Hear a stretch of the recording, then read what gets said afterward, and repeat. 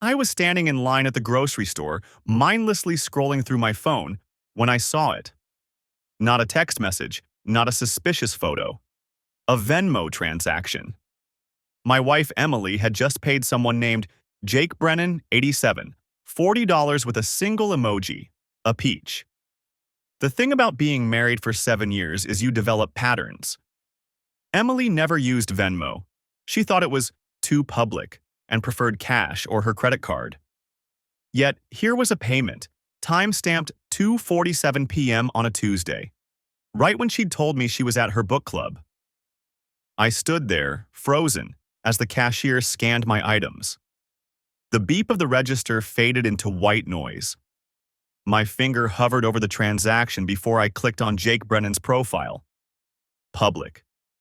Everything was public. I scrolled through his recent activity, and there it was again. Emily Cooper, 42, had paid him $60 2 weeks ago. Another peach emoji. Sir, your total is $43.50. I paid without looking up, my heart hammering against my ribs. In the parking lot, I sat in my car and did what any rational person would do in 2024. I Googled him. Jake Brennan, 29, personal trainer at Elevation Fitness on Edward Street. His Instagram was a shrine to protein shakes and gym selfies. And there, buried in his tagged photos from 3 weeks ago, was my wife. They were in a group shot at some fitness event, but Emily was standing close enough to him that their shoulders touched. Emily hated the gym. She'd told me 1,000 times that running on a treadmill was soul-crushing. I drove home on autopilot, my mind racing through every Tuesday for the past 2 months. Book club. Always book club. I'd never questioned it because Emily loved reading, had been in the same club since before we got married. But now that single Venmo transaction had cracked open something I couldn't close. When I got home, our house in suburban Richmond felt different. The family photos on the wall, our wedding in Napa, the trip to Iceland, Emily laughing on the beach in Hilton Head, suddenly looked like evidence in a case I didn't want to prosecute. Our golden retriever, Bailey, greeted me at the door, oblivious to the fact that my entire world had just tilted sideways. I went straight to my office and opened my laptop. I'm a data analyst for a healthcare company, which means I'm very good at finding patterns in chaos. I pulled up our shared credit card statements and started building a spreadsheet. Every Tuesday for the past 8 weeks, there was a charge at the Riverside Cafe, a trendy spot downtown that Emily had never mentioned. $30 to $40, always around 4 p.m. Book club met at Patricia Donovan's house. Patricia lived 15 minutes away in the opposite direction and always served wine and cheese she bought from Costco. I knew this because I'd picked Emily up from there twice when her car was in the shop. My phone buzzed. Emily. Running late. Traffic is terrible. Home by 6:30. Love you. It was 5:15 p.m. I looked at the Find My iPhone app we'd set up years ago for safety. Her location showed her phone at Elevation Fitness. Not Patricia's house, not stuck in traffic. At a gym she claimed to hate. I sat back in my chair, staring at the ceiling. 7 years of marriage. We'd built a life together. We'd talked about starting a family next year, had just finished renovating the kitchen, had a joint savings account with $47,000 earmarked for a down payment on a bigger house. Emily worked as a marketing director for a boutique agency downtown, made good money, was respected by her colleagues. We had couple friends. We had inside jokes. We had a life. And apparently, she had Jake Brennan. The rational part of my brain tried to construct innocent explanations. Maybe she'd started working out and was embarrassed to tell me because she'd been so vocal about hating gyms. Maybe Jake was just her trainer and the cafe charges were post-workout smoothies. Maybe the peach emoji meant something else entirely. But I'd been with Emily long enough to know her tells.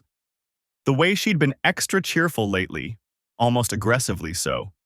The new perfume she'd started wearing. The fact that she'd suddenly become interested in true crime podcasts about communication in relationships. Last week, She'd asked me, completely out of nowhere, if I believed people could love two people at once. I'd laughed it off as a weird hypothetical from one of her podcasts. I wasn't laughing now. I opened a private browser window and created a new email address.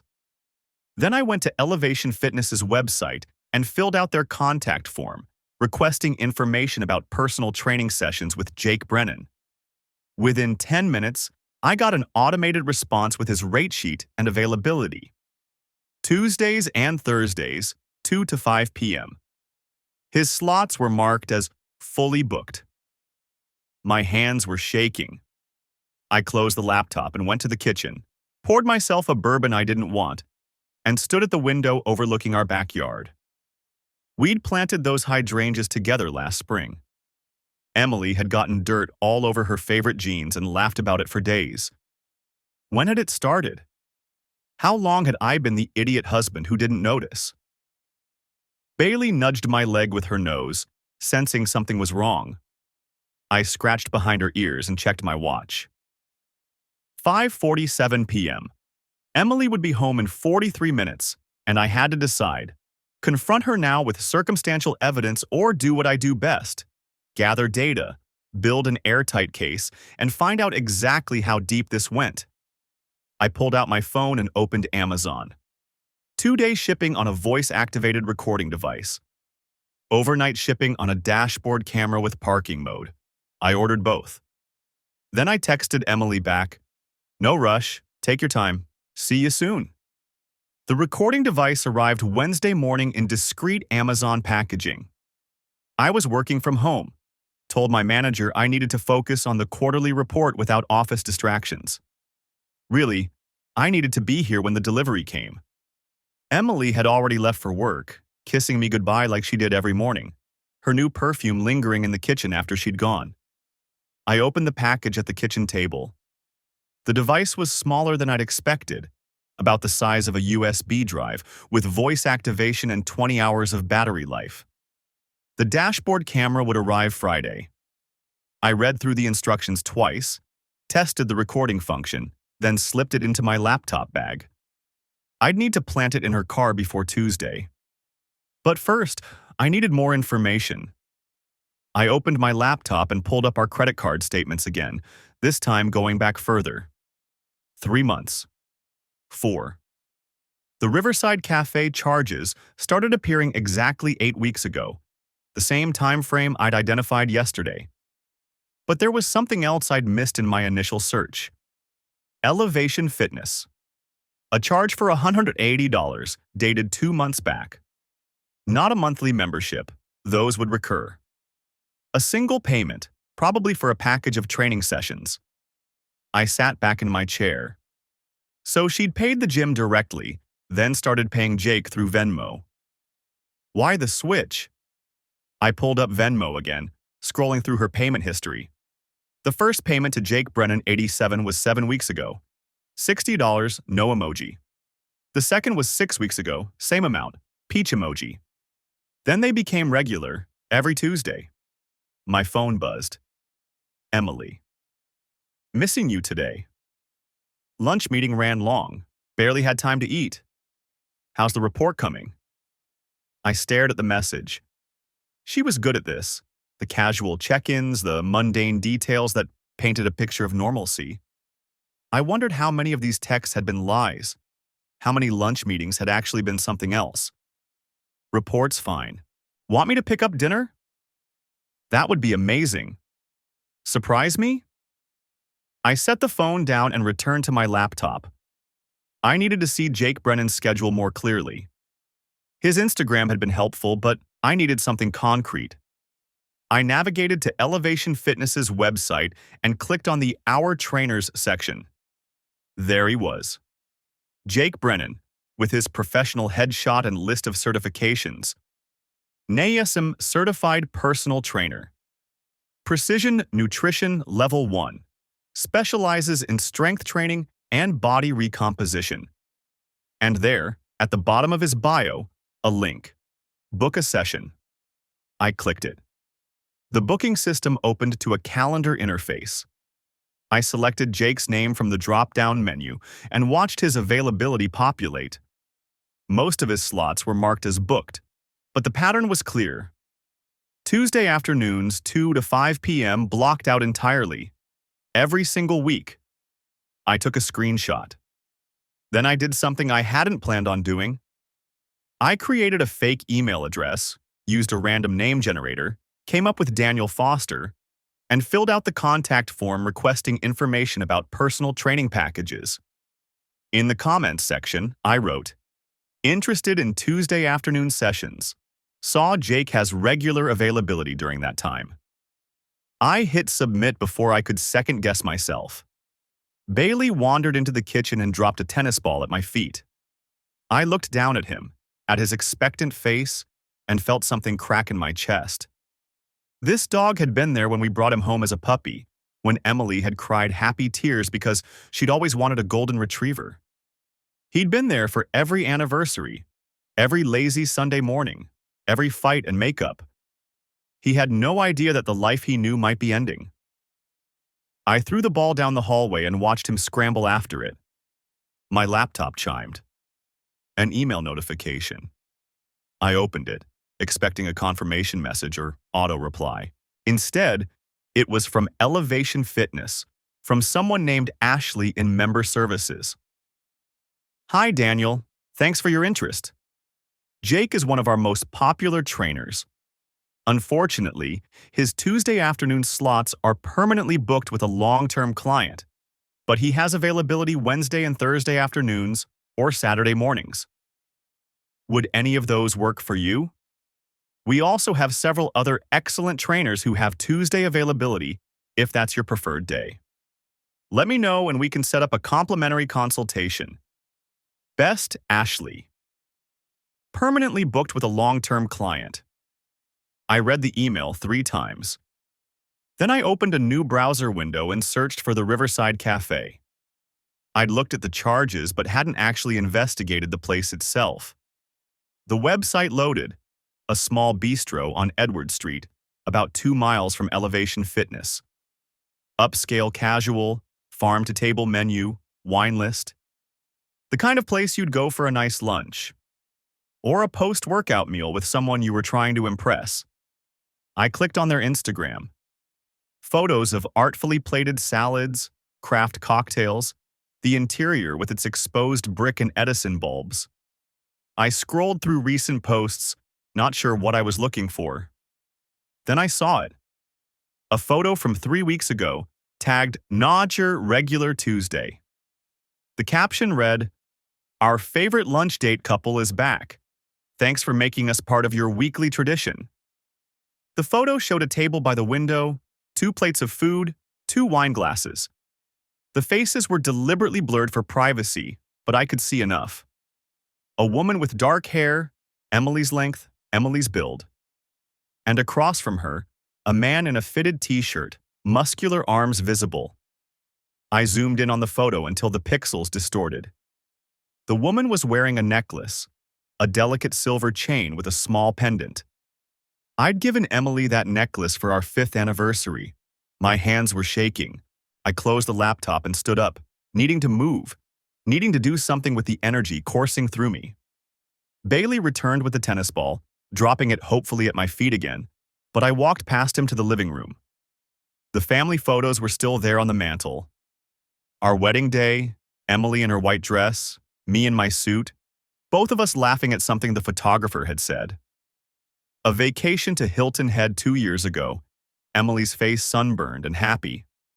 Last Christmas, both of us wearing matching ugly sweaters that Emily had insisted on buying. I picked up the Christmas photo and studied Emily's face. Had she already met Jake by then? Had she been thinking about him while we opened presents, while we drank spiked hot chocolate and watched terrible holiday movies? My phone buzzed again. Actually, change of plans. Going out with Melissa after work. Girls' night. Don't wait up. Melissa. Emily's friend from college, the one who lived across town and worked in pharmaceutical sales. I'd met her maybe 5 times in 7 years.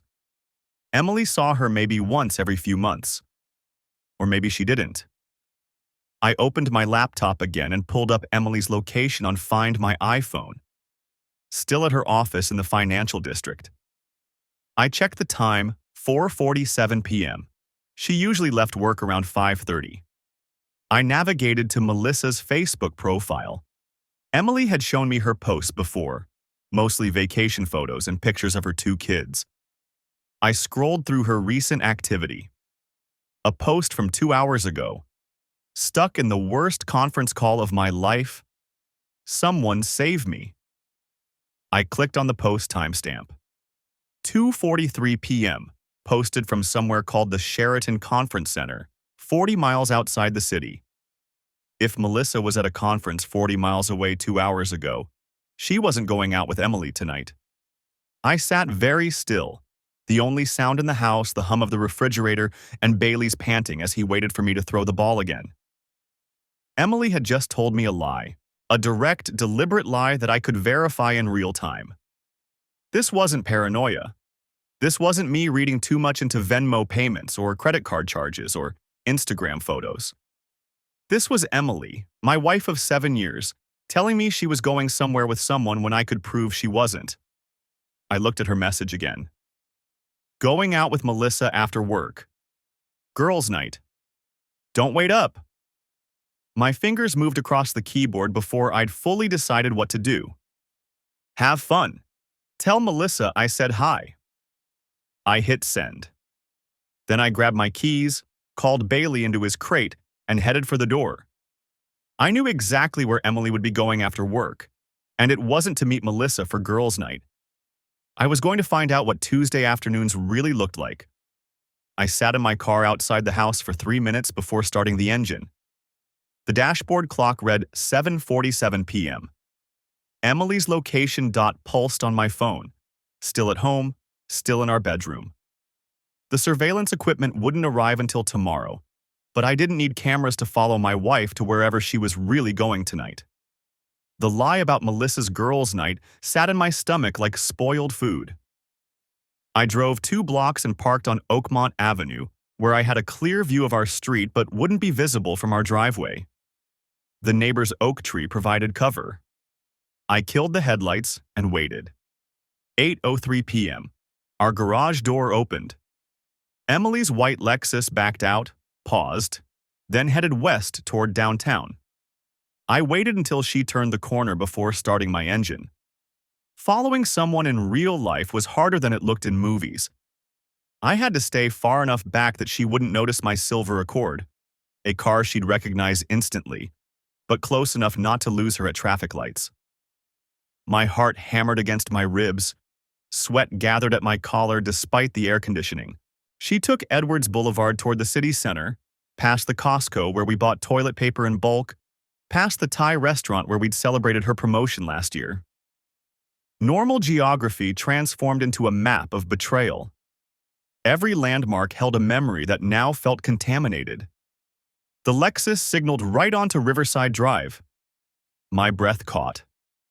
The Riverside Cafe was on this street, the place where she'd been spending $40 every Tuesday afternoon. The place where that Instagram photo showed her and Jake as favorite lunch date couple. But it was Friday night. And she'd told me she was meeting Melissa. The Lexus slowed, then pulled into a parking lot. Not the cafe, a wine bar called Amelie's, 3 doors down. Upscale place with Edison bulbs in the windows and a chalkboard menu visible from the street. I'd suggested we try it once, but Emily said wine bars were pretentious. I drove past, circled the block, and found parking across the street behind a panel van. From here I could see the wine bar's entrance through the van's windows. 8:17 p.m. Emily emerged from her car wearing the black dress she'd bought last month. The one she said was for client dinners. Her hair fell loose around her shoulders. She'd styled it. The necklace I'd given her for our anniversary caught the streetlight. She checked her phone, smoothed her dress, and walked toward Amelie's entrance. She was meeting someone. The realization hit with physical force. I pulled up Jake's Instagram on my phone, scrolling through his recent posts.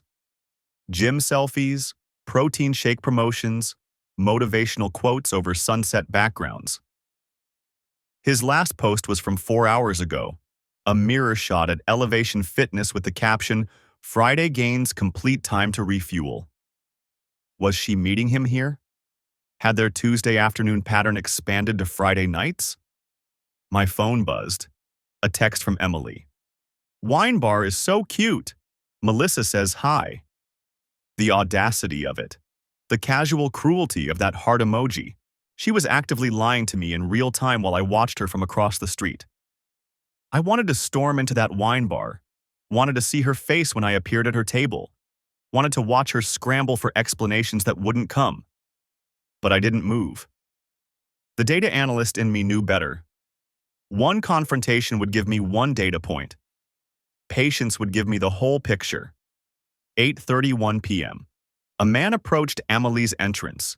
Tall, athletic build, dark hair. My chest tightened. But when he passed under the streetlight, I saw he was older, maybe 50, and he walked past the wine bar toward a sushi restaurant next door. Not Jake. I opened my laptop, I'd grabbed it before leaving the house, and connected to my phone's hotspot. Emily's location showed her inside Amelie's. I pulled up our credit card account and refreshed the page. 8:33 p.m. A new charge appeared. Amelie's Wine Bar, $47.82.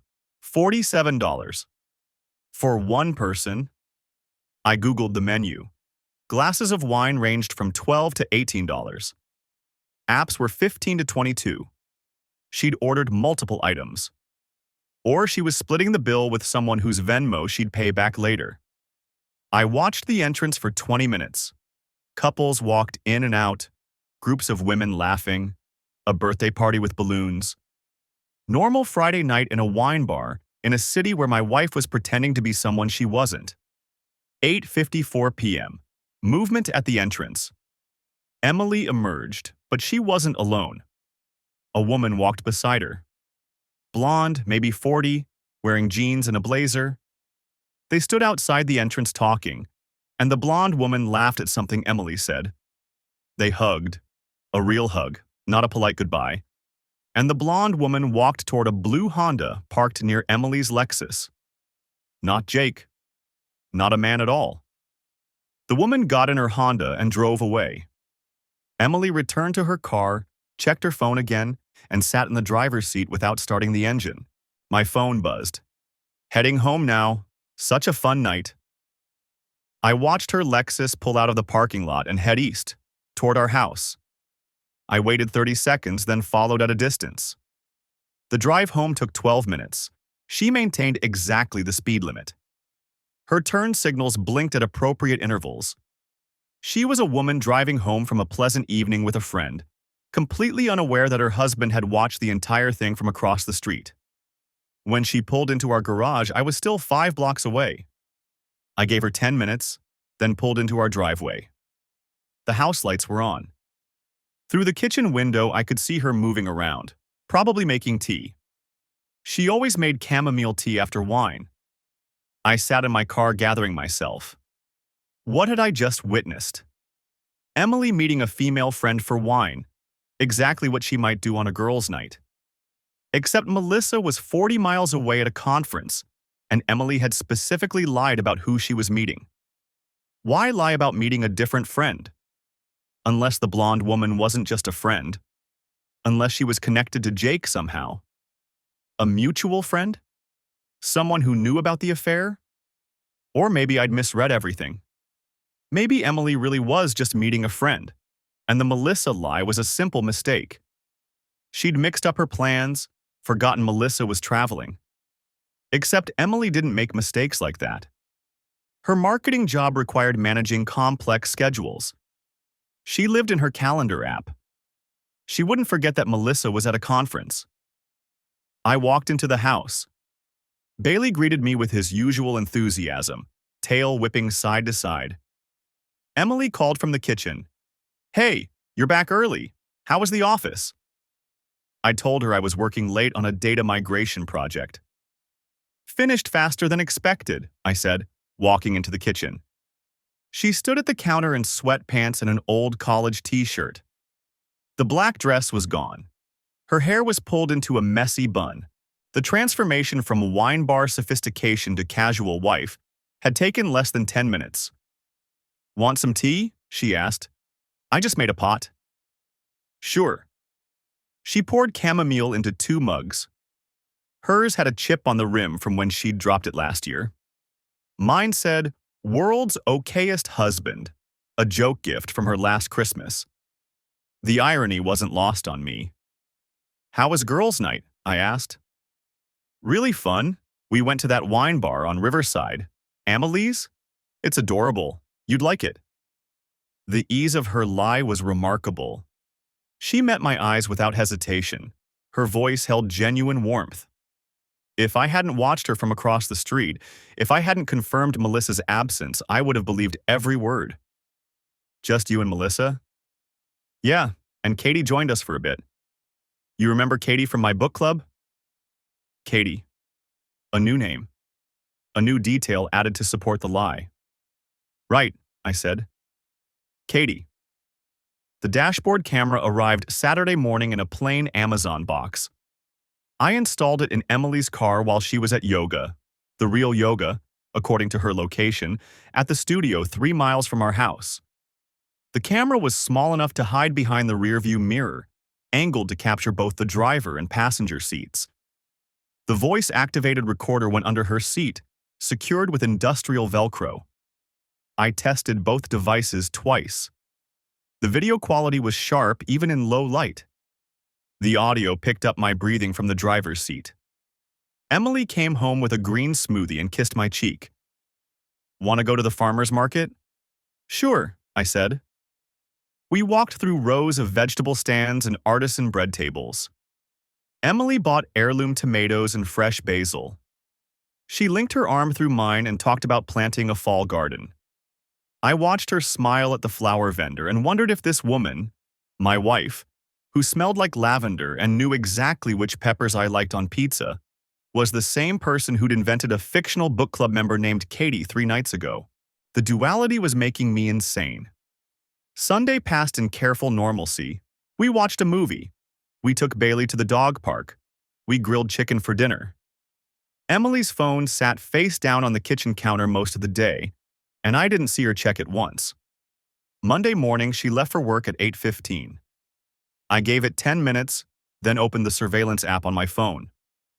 The dashboard camera fed directly to cloud storage. The recorder would upload audio files every evening when connected to Wi-Fi. I went to my office and opened my spreadsheet. Tuesday was the pattern day. If nothing else, Tuesday would give me data. Tuesday started like the previous 8 Tuesdays, I assumed.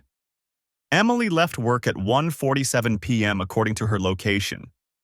By 2:03, she was at Elevation Fitness. I pulled up the dashboard camera feed on my laptop. The video showed Emily's morning drive to work. Nothing unusual. Radio playing, coffee in the cup holder, her singing off-key to some pop song I didn't recognize. I fast-forwarded to 1:47 p.m. The timestamp showed her getting into the car, checking her makeup in the mirror. She looked happy. Not guilty happy or nervous happy. Just happy. She drove to the gym, parked in the same spot she'd used before, 3rd row from the entrance. Then she sat there for 2 full minutes, staring at her phone. I couldn't see the screen, but I watched her face. She was texting someone. Her expression shifted, serious, then softer.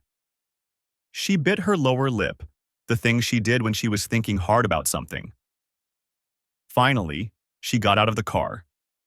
The camera showed the empty interior for the next 90 minutes.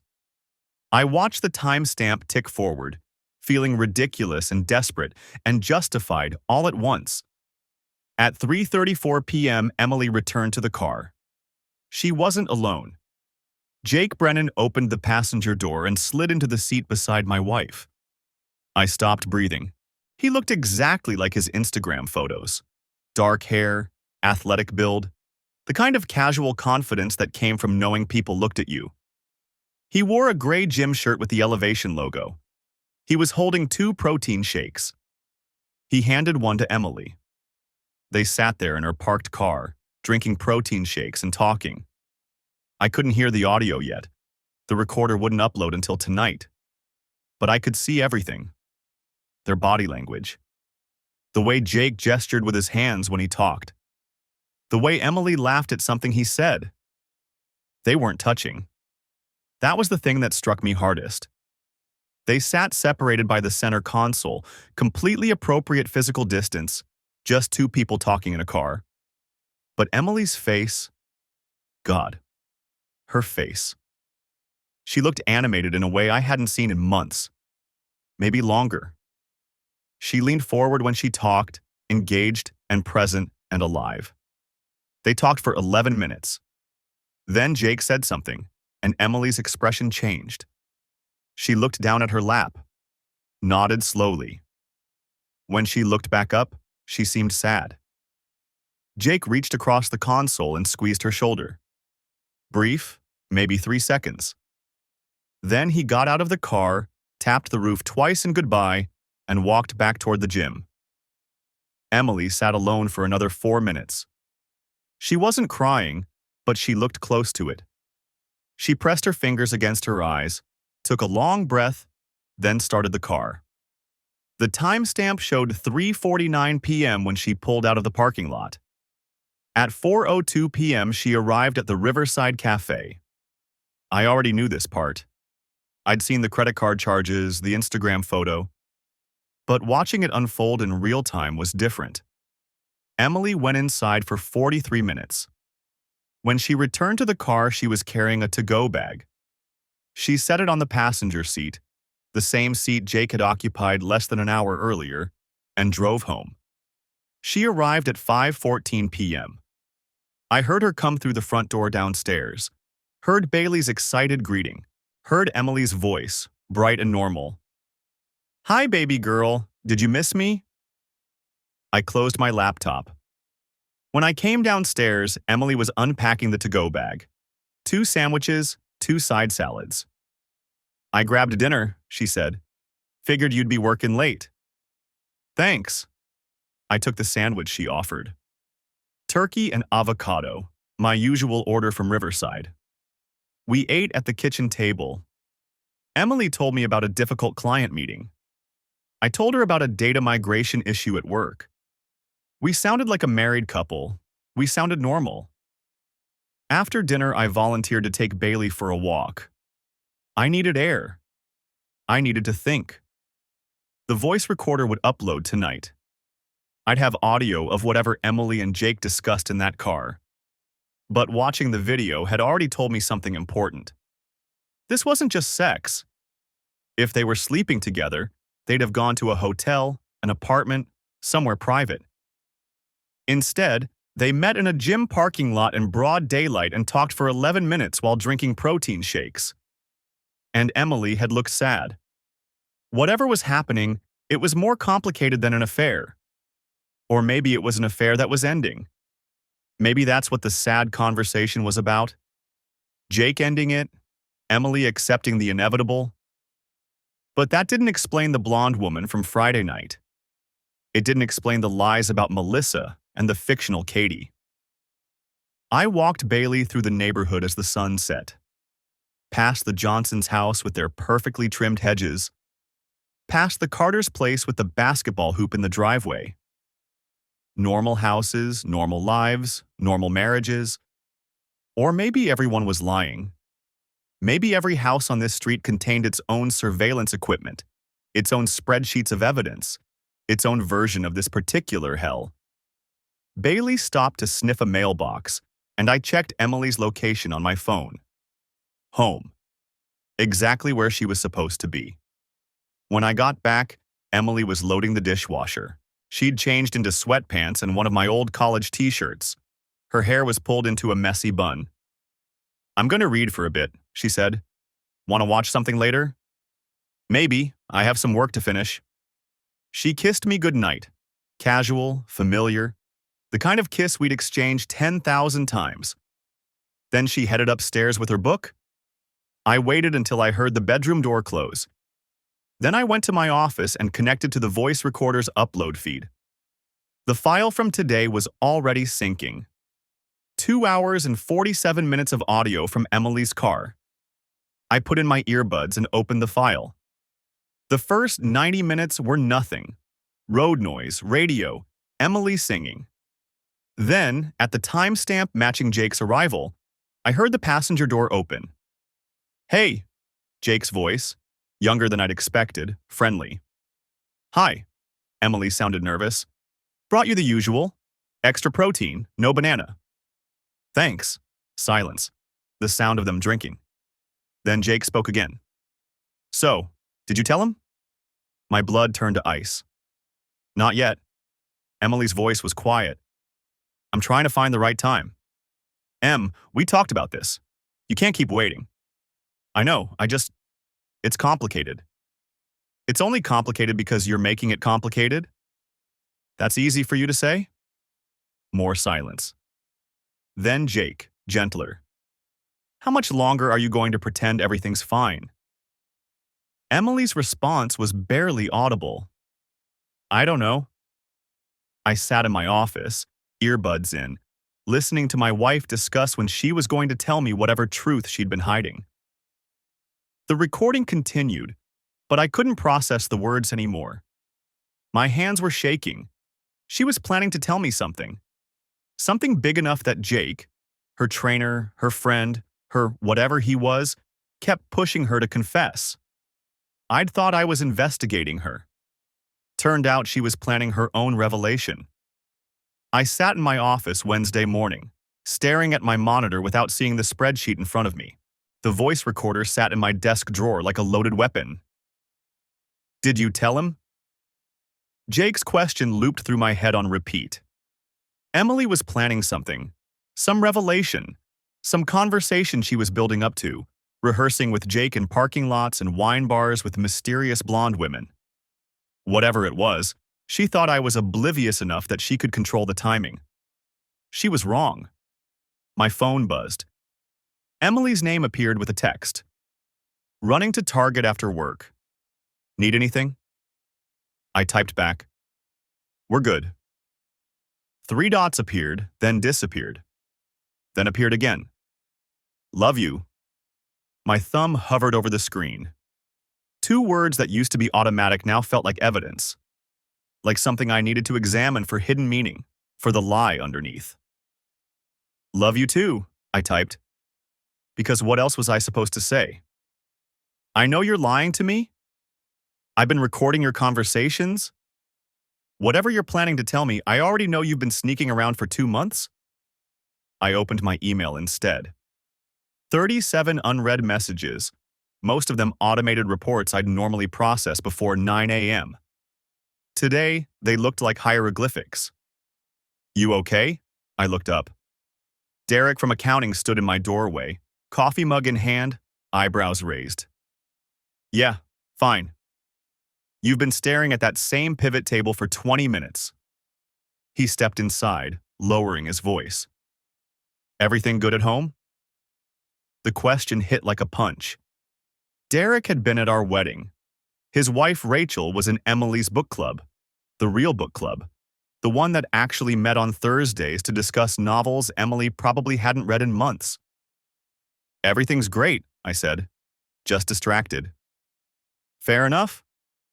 He didn't look convinced, but he backed toward the door anyway. "Grab lunch later if you want to talk." After he left, I pulled up my personal email on my phone. The one Emily didn't know about.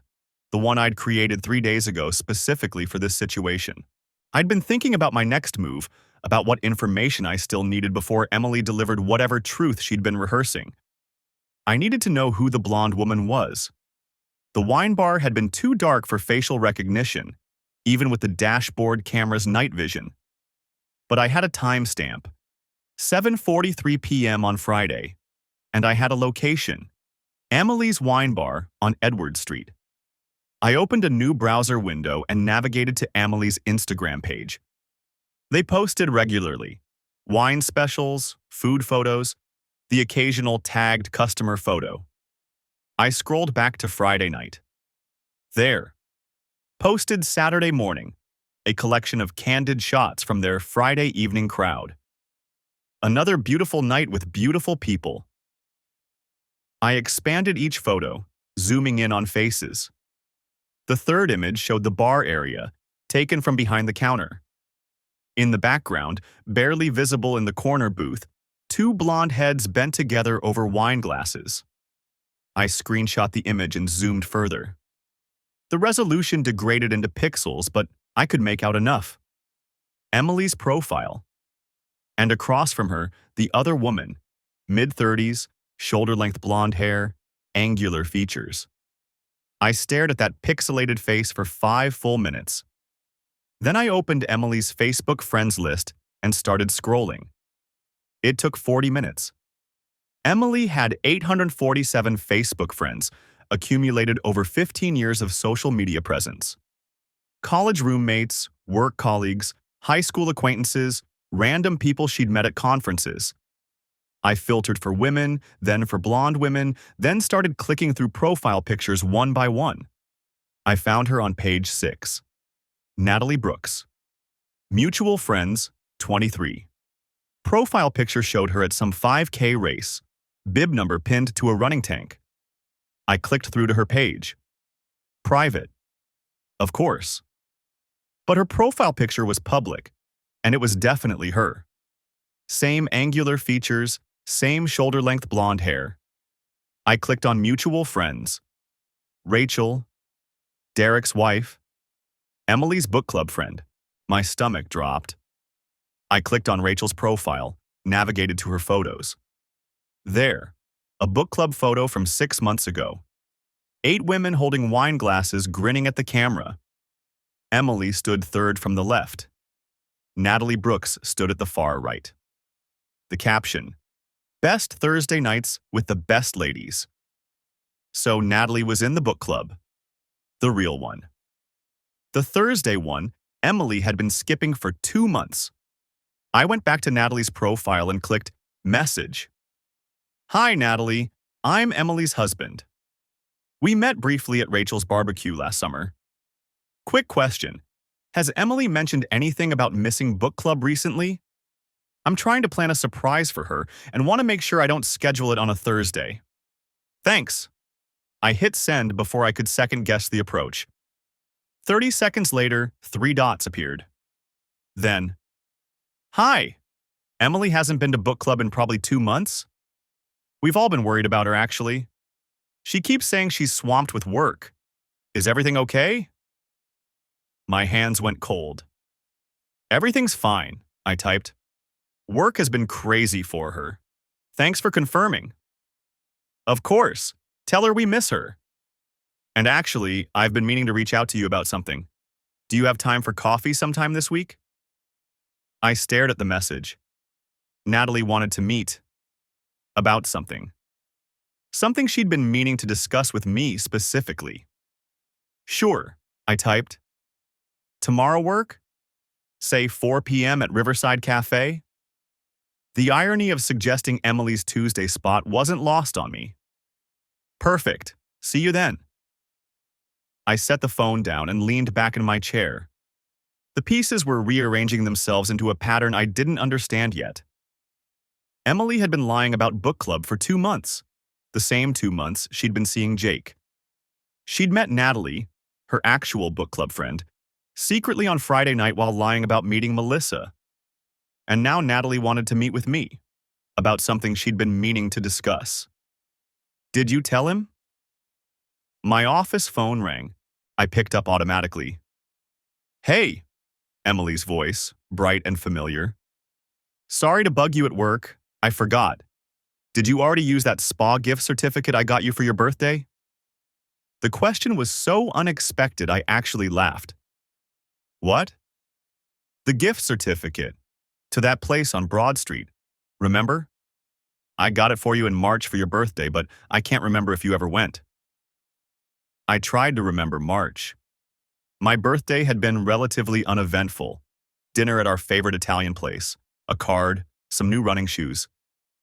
You didn't get me a spa gift certificate. Silence on the other end. M? Oh. Her voice had changed. Flatter. Right. I must be thinking of something else. Never mind. What's this about?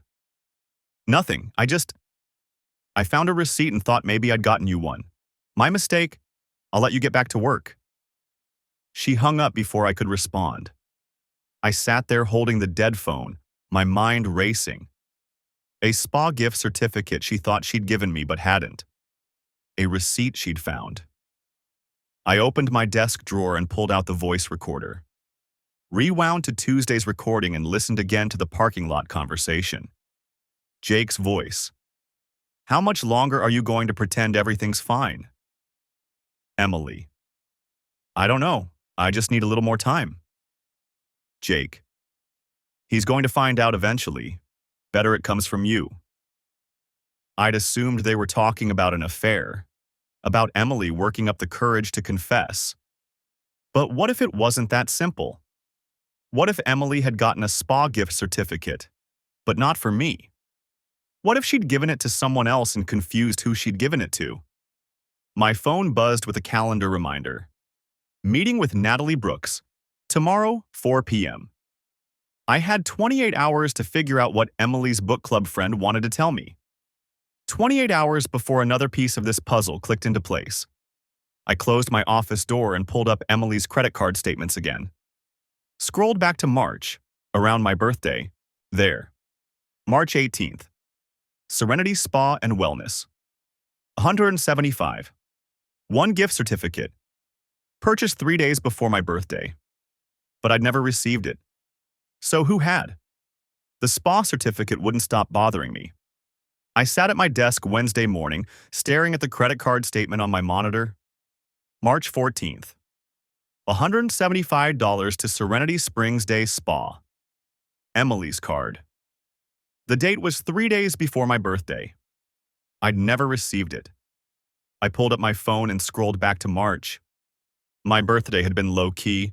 Dinner at home, a new watch Emily said she'd been saving for.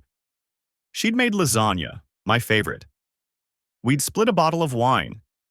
She'd kissed me and said she loved me while Bailey begged for scraps under the table. No mention of a spa certificate. I opened a new browser tab and searched for Serenity Springs. Their website loaded. Soft music, images of massage tables and cucumber water. I clicked on gift certificates. The $175 package was called Gentleman's Retreat.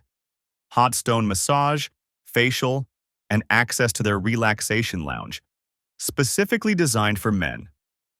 My stomach tightened. I picked up my phone and called the spa. A woman answered on the second ring, her voice professionally soothing. Serenity Springs, this is Amber. How can I help you find your peace today? Hi, I have a question about a gift certificate that was purchased back in March. Is there a way to check if it's been redeemed? Absolutely. Do you have the certificate number? No, but I have the credit card transaction date and amount. Let me see what I can do. One moment. Soft piano music filled my ear. I waited, watching the cursor blink on my screen. Okay, I found it. March 14th, $175 for our Gentleman's Retreat package. Is that correct? Yes. Has it been used? Let me check. Yes, it was redeemed on March 23rd. The guest seemed to really enjoy it. He left a 5-star review on our feedback form. Do you have a name for who used it? I'm sorry, I can't share client information. But if you're the purchaser, I can confirm it's been fully redeemed. Was there a problem with the service? No problem, thank you. I hung up. March 23rd, 1 week after my birthday. While I'd been at work, running reports on patient admission trends, someone had been getting a hot stone massage with the gift certificate my wife had supposedly bought for me. I pulled up Emily's location history for that date. She'd been at her office all day, then home by 6 p.m. Standard Wednesday. So who had used it? I opened Instagram and navigated to Jake's profile. His posts from late March showed the usual gym selfies, protein shake promotions, client testimonials. Nothing helpful. Then I saw it, March 24th, the day after the spa visit. Jake had posted a photo of himself looking relaxed, eyes closed with the caption, "Sometimes you gotta take time for self-care. Feeling like a new man. Treat yourself, wellness, recovery." The emoji was different, but the timing was exact. Emily had bought a spa package designed for men. Someone had used it the week after my birthday. Jake had posted about self-care the next day.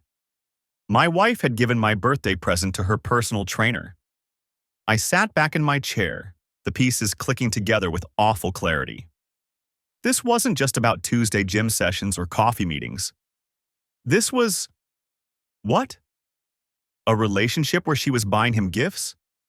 Spending $175 on his relaxation while I got a watch she'd probably ordered from Amazon? My phone buzzed. A text from Emily. "Don't forget we're low on coffee. Can you grab some on your way home?" I stared at the message. Casual, domestic. The same woman who'd been lying to me for months, asking me to pick up groceries like everything was normal. I typed back, "Sure." Then I opened my email and searched for Natalie Brooks. Her message from yesterday was still there. "I think we should talk. Tomorrow at 4? There's a Starbucks on Maple Street near your office." I checked the time. 10:47 a.m., 5 hours until the meeting. I needed to know what Natalie knew. Why Emily's book club friend, someone Emily had been actively avoiding, wanted to meet with me privately. What she'd been meaning to reach out about. The morning dragged. I went through the motions at work, responding to emails, attending a team meeting about data visualization standards. My boss asked if I was feeling okay. I said I was fighting off a cold. At 3:45, I told my team I had a dentist appointment and left the office. The Starbucks was a 10-minute drive. I arrived early, ordered a black coffee I didn't want, and took a table in the back corner where I could see the entrance. Natalie walked in at 3:58. She was easier to recognize in person. Same blonde hair from the wine bar surveillance footage, but without the dim lighting. Mid-30s, athletic build, wearing jeans and a gray sweater. She spotted me immediately, her expression uncertain. "David?" She approached the table. "I'm Natalie. Thanks for meeting me." I gestured to the chair across from me. "Can I get you something?" "I'm fine, She sat down, setting her purse on the floor. "I wasn't sure you'd come. Your message said you'd been meaning to reach out." "I have, for weeks now." She folded her hands on the table. "I don't know how much you know about what's going on with Emily. Why don't you tell me what you know?" She studied my face, seeming to measure something. "She's been skipping book club, 2 months now. Always has an excuse. Work deadline, not feeling well, family thing. But the rest of us have noticed." "Have you talked to her about it?" "I tried. Last month I texted her asking if everything was okay. She said she was just stressed with work." Natalie paused. "Then I saw her at Amelie's on a Friday night when she'd told the group she couldn't make our dinner because she had plans with an old college friend." My pulse quickened. "You were there that night?" "Not at the bar. I was having dinner next door with my husband. I saw her through the window talking to me. Well, to someone who looked like they were having a serious conversation." She met my eyes. "I thought maybe she was having an affair." "Did you confront her?" "No. I didn't know what to say, and honestly, it's not my business who she has drinks with. But then…" She reached into her purse and pulled out her phone. "She called me on Monday, asked me a really strange question." She opened her messages and turned the phone toward me. A text thread with Emily. Emily. "Random question. Did you give David a gift certificate for anything recently? Like for his birthday or just because?" Natalie. "No, why?" Emily. "He mentioned getting one and I thought maybe it was from you guys. Must be from someone else." Natalie.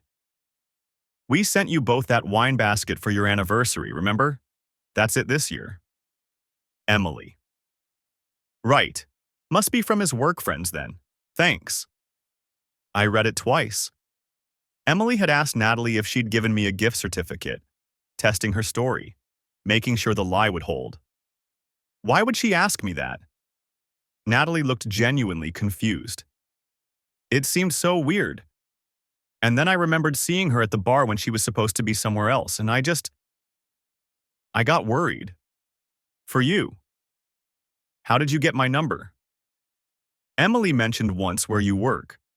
I looked up your company directory online and sent you a LinkedIn message, but when you didn't respond, I found your email through your company website. She bit her lip. I know this is incredibly awkward. Maybe I'm overstepping. But if my husband was acting the way Emily's been acting, I'd want someone to tell me. What else have you noticed? She's different lately, distracted.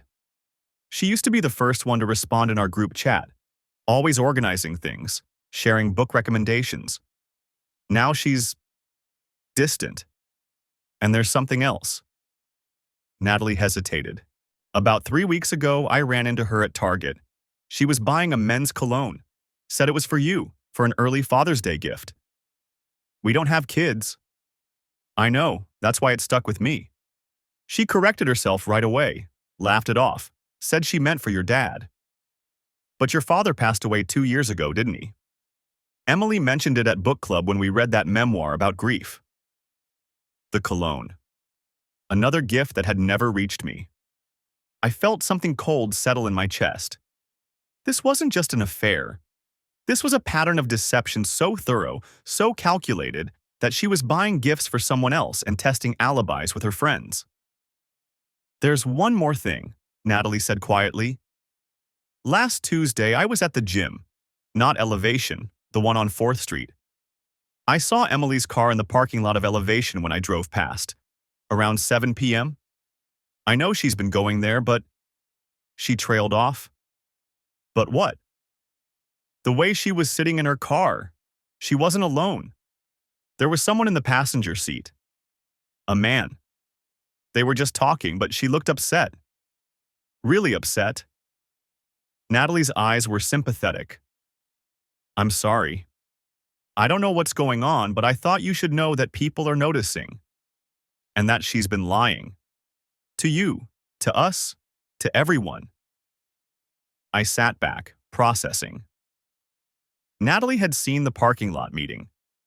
The same conversation I'd recorded, where Jake had asked if Emily had told me yet. Thank you for telling me, I said finally. I know this wasn't easy. Are you okay? I'm handling it. She nodded slowly, not quite believing me. If you need anything, I know we don't really know each other, but Emily's been my friend for 4 years. Or I thought she was. This isn't like her. At least, not the her I knew. We talked for another 10 minutes. Natalie gave me her number, made me promise to reach out if I needed anything. Then she left, and I sat alone with my cold coffee and the weight of confirmation. Emily had been lying to everyone. Systematically, carefully. And tomorrow, I'd find out why. Thursday morning, I woke up with absolute clarity. Emily was already in the shower. I could hear the water running, hear her humming something off-key. I lay in bed, staring at the ceiling, listening to my wife prepare for another day of whatever life she'd been living parallel to ours. I'd spent all night reviewing everything, the recordings, the credit card statements, the timeline Natalie had helped me fill in. And I'd realized something that made my blood run cold. Emily wasn't having an affair with Jake Brennan. She was leaving me for him. All the pieces fit. The gifts, the spa package, the cologne, the careful lies to her friends, testing which stories would hold. The sad conversation in the parking lot where Jake pushed her to tell me. She wasn't sneaking around for sex. She was building an exit strategy. The shower shut off. I heard Emily moving around the bathroom, probably doing her makeup, choosing which version of herself she'd perform today. My phone sat on the nightstand. I picked it up and opened my email. The message I drafted at 3 a.m. was still there, unsent. I read it one more time, then hit send. 20 seconds later, my work email auto-reply activated. I'm taking personal time and will return Monday. For urgent matters, contact my manager directly. Emily emerged from the bathroom in her robe, hair wrapped in a towel. You're still in bed? Are you feeling okay? I'm taking the day off, I said. We need to talk. Her face changed. Just for a second, a flash of something that might have been fear or relief or both. Then the mask came back. About what? Sit down, Emily. David, I have a meeting at 9. Cancel it. She sat on the edge of the bed, her hands folded in her lap. The same hands that had texted Jake, paid him through Venmo, bought him gifts with our money. You're scaring me. I know about Jake. Silence. Her face went pale. I know about the gym sessions every Tuesday. I know about the parking lot conversations. I know about the spa certificate you bought him for my birthday. The cologne you told Natalie was for my dead father. I kept my voice level. I know you've been lying to everyone for months, so here's what's going to happen. You're going to tell me the truth, all of it, right now. She stared at me, and I watched her run through options. Deny everything, cry, get angry. But something in my face must have told her none of those would work. How long have you known? She whispered. Long enough? Talk. She took a shaking breath. I met Jake 3 months ago. I'd been feeling stuck, like my life was on autopilot. I joined the gym to try something new, and he was my trainer, and he listened. Really listened. About my work stress, my family stuff, everything. And somewhere along the way, I realized I was happier in those hour-long sessions than I'd been in months at home. So you started buying him gifts. It wasn't like that. He mentioned his shoulder was bothering him, so I got him a massage package. He needed new cologne for some family event. They were just friendly gestures. You used my birthday present to buy your trainer a spa day. Her eyes filled with tears. I forgot. I genuinely forgot I told you I got you something. I was so scattered, keeping track of everything. Keeping track of your lies. I wasn't sleeping with him. The words burst out of her. I know what this looks like, but I never cheated on you. Not physically. Just emotionally. Just by building a whole separate life and planning to leave me for him. She stopped. It's more complicated than that. Then uncomplicate it. She stood up, pacing to the window. When she spoke again, her voice was different. Quieter. Jake's gay, David. I blinked. What? He's gay. He has a boyfriend. They've been together for 2 years. She turned to face me. I wasn't having an affair with him. I was using him as a therapist. Someone safe to talk to about how unhappy I've been. How lost I've felt. The room tilted. You've been unhappy. For a while now, maybe a year, maybe longer. Tears spilled down her cheeks. And I didn't know how to tell you because you seem so content with everything. With our life, our routine, our plans. And I kept thinking maybe I was broken. Maybe something was wrong with me for wanting more than this. So you lied instead. I didn't know what else to do. Every time I tried to bring up couples therapy or taking a break from the baby planning or maybe moving somewhere new, you'd just smile and say everything was fine, that we were fine. And I started to feel crazy, like I was the only one who could see that we were just going through motions. I stood up, needing distance. You could have talked to me. I tried. Last year, I asked if you ever thought about what we'd do if we couldn't have kids. You said we'd cross that bridge when we came to it. I asked if you were happy at your job, if you ever wanted to try something different. You said stability was important. I asked, her voice broke. I asked if you thought we'd gotten married too young, if we'd missed out on figuring out who we were separately. And you looked at me like I'd suggested burning down the house. Because you were talking about destroying our marriage. I was talking about growing, about evolving, but you wanted everything to stay exactly the same forever, and I felt like I was suffocating. We stood on opposite sides of our bedroom, 7 years of marriage cracking open between us. The woman at the wine bar, I said. Natalie, you met her to talk about this. She noticed I'd been distant. I told her I was thinking about separating from you. She tried to talk me out of it. Emily wiped her eyes. Everyone keeps trying to talk me out of it. Jake, Natalie, my therapist. You have a therapist? For 6 months, individual counseling, trying to figure out if the problem was our marriage or just me. She laughed bitterly. Turns out it's both. I sat down on the bed, my legs suddenly weak. You've been planning to leave me for 6 months. I've been trying to figure out what I want. There's a difference. And what do you want, Emily? She looked at me, really looked at me, and I saw something I'd been too blind to notice before. She looked exhausted. Not from lying, from pretending.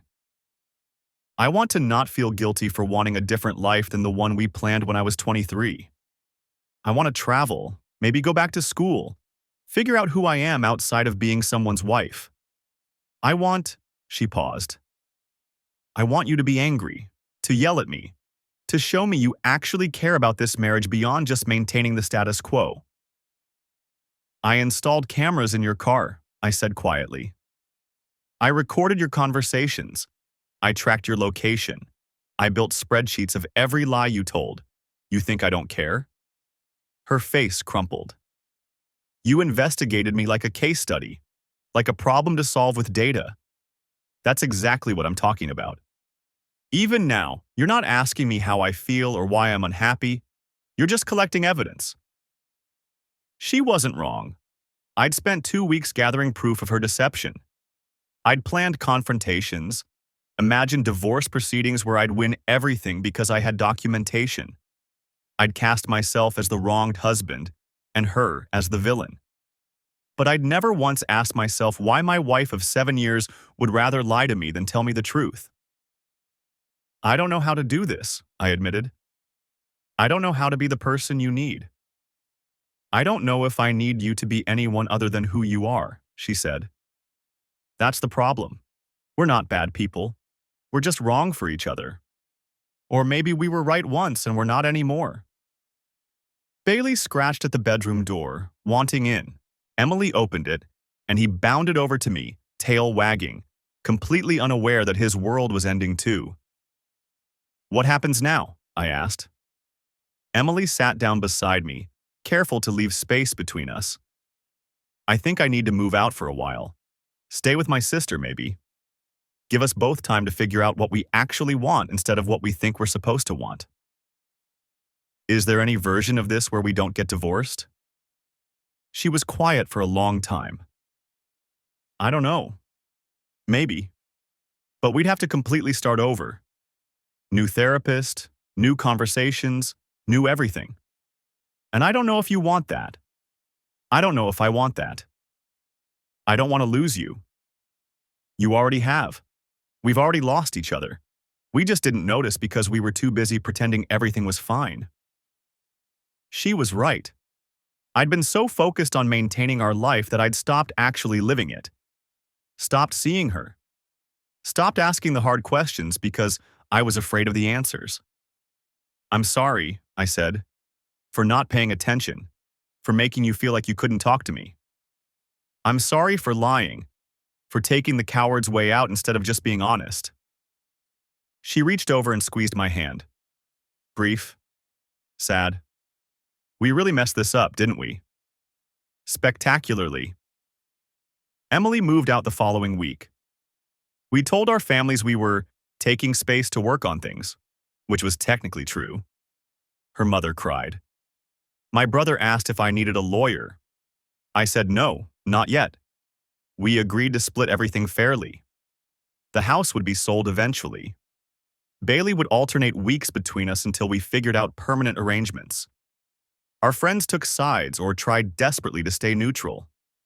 Natalie sent me a text. I'm sorry it ended this way, but maybe it needed to end for both of you to actually start living. Jake Brennan sent me a Facebook message 3 weeks later. Emily told me what happened. For what it's worth, I spent 2 months trying to convince her to just talk to you. She was terrified you'd react exactly the way you did, with spreadsheets instead of feelings. I hope you both find what you're looking for. I didn't respond, but I didn't delete it either. 6 months later, the divorce was finalized. Amicable. No fault. We split our assets down the middle, kept our own retirement accounts, agreed on a schedule for Bailey. Emily cried when she signed the papers. So did I. I don't hate you, she said in the parking lot of the lawyer's office. I need you to know that. I don't hate you either. Are you okay? I thought about it. I'm getting there. Started therapy, joined a hiking group, trying to figure out who I am when I'm not maintaining something. She smiled. That's good. That's really good. What about you? I'm taking classes, photography, something I always wanted to try but never made time for. She looked lighter somehow, freer. And I'm learning to be alone without feeling lonely. We stood there in the October sunlight, two people who'd loved each other once and maybe still did, just not in the way marriages required. Take care of yourself, David. You too, Emily. She got in her car and drove away. I watched until she turned the corner, then got in my own car and sat there for a while. Bailey was waiting at home. I'd taken the week off work to adjust to the new normal. Tomorrow I'd wake up in my half-empty house and figure out what came next. But today, I let myself feel the loss. The end of something that had been real and good before it became something else. The death of a future we'd planned but never really examined. My phone buzzed. A notification from the hiking group. Weekend trip to Shenandoah. Anyone interested? I typed back, count me in. Then I drove home to start the rest of my life.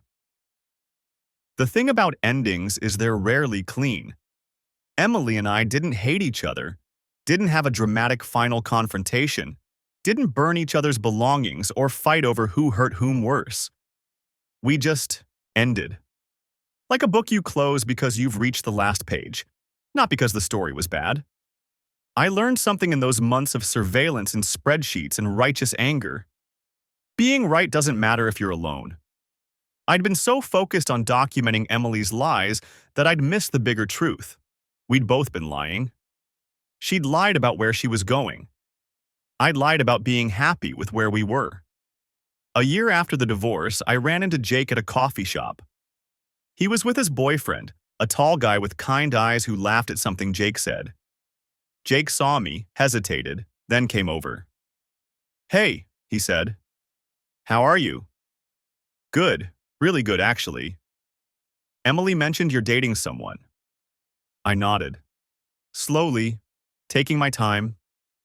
That's smart, he paused. For what it's worth, she never wanted to hurt you. She just didn't know how to leave without being the villain.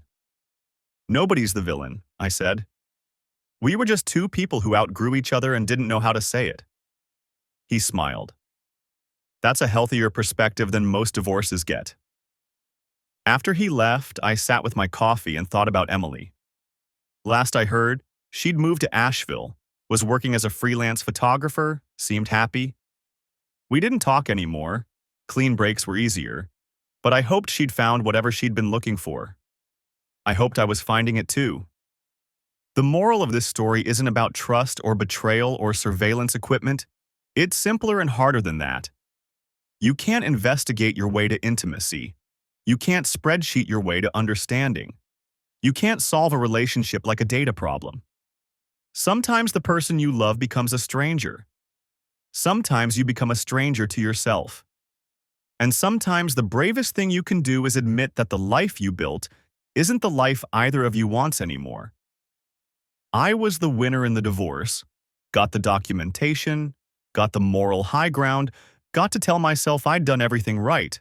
But Emily won something better. She got free. And eventually, in my half-empty house with my every other week dog and my hiking boots by the door, I got free too. That's the real ending. Not revenge or vindication or proof of who was right. Just two people learning to breathe again.